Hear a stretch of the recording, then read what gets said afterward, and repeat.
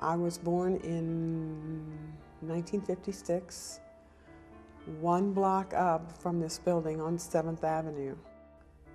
My mother and father, their relationship wasn't like it should have been. The reason I know this is because in the first grade I had a girlfriend, and she was legally blind, so I would help her by walking her home. We'd walk home together. And one evening she asked me, she said, "Dorothy, come eat dinner with us." And I thought it was awesome. So I went to their house for dinner. And that was the first time that I realized that what was going on was not right. I didn't know what was wrong with it. But at 7, you don't really have an idea. There was a lot of arguing. There was not a lot of support where it comes to education. In my childhood, I don't ever remember seeing affection. So by time I was the age of marrying, it's very hard to see that, to work that into your life. And if you've never seen it, then you want it, but you don't know how to get to it. You don't know what it's really all about. I've been married 4 times.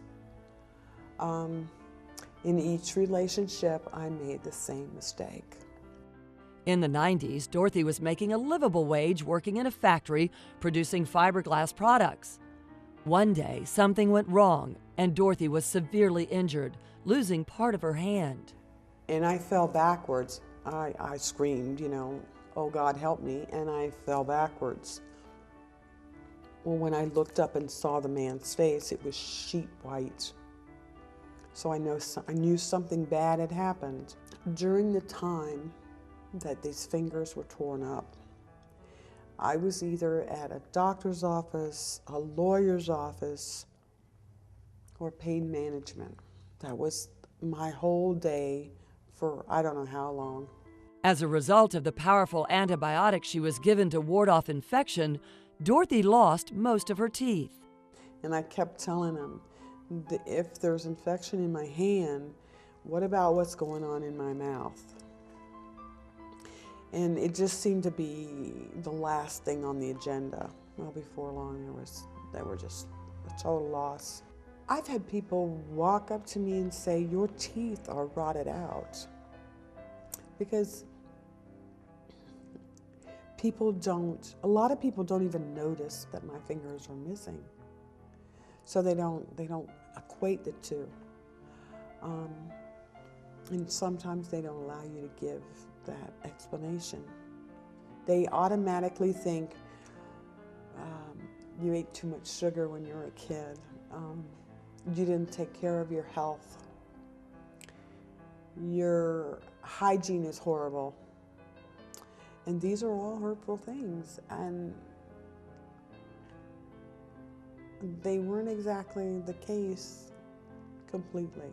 I became homeless shortly after the court had given me $85,000 damages for my hand before the product liability case. This man that I was married to shot this, well, I don't know, I guess he thought that there was going to be a lot more money coming. And I was like a golden goose. He took off from Tampa and left the city with everything I owned. Everything. She was left with nothing and soon lost her home. With no family or close friends to turn to, Dorothy was homeless. Yeah, I slept on cardboard for days at a time, worrying about what was going to happen tomorrow. Why is this happening? Am I ever going to come up from this? Am I going to be very sick, half sick? Am I going to come out of the street? What I learned from people who were trying to help me while I was out there is that that cardboard provides insulation between the ground or the sidewalk and your body. Graciously, this lady brought me a comforter. So I would put the comforter over the cardboard, and then you would cover your entire body, because in the morning the dew is going to fall and you're going to get wet. And then you would get up in the morning and fold all of that up and put it in a suitcase that you took everywhere with you, trying to get a job. Hope was hard to keep. Laying on a piece of cardboard every morning, waking up with no brushed teeth, no combed hair. It's hard. It's hard to keep hope alive like that. And then I would go and sell papers on Sunday morning and stand there all day in the heat again. Your skin is the most important part of your body system. It protects you from all kinds of diseases and germs. And for it to be compromised like that, I would worry constantly. Eventually, one of several angels entered Dorothy's life and told her about the Salvation Army. I had a lot of jewelry. And I was sleeping in a county park. There's this beautiful oak tree there. And I was going to sleep under that tree in that park. This man came up to me and he said, it was starting to get dark. He said, well, where do you live? And I said, I don't have a place to live. He said, well, where are you going to sleep? I said, right there under that oak tree. And he said, lady, you can't sleep there.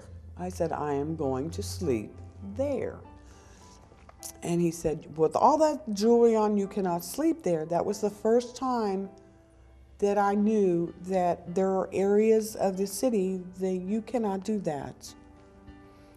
And he said, they have a shelter, and you can go to that shelter, but you cannot sleep under that tree. I said, I'm going to sleep under that tree tonight. He sat there from the time the sun went down until the next morning. I slept under that oak tree, and he said, you are going to have to go to the shelter. They have a Red Shield Lodge. It's a shelter where you can sleep inside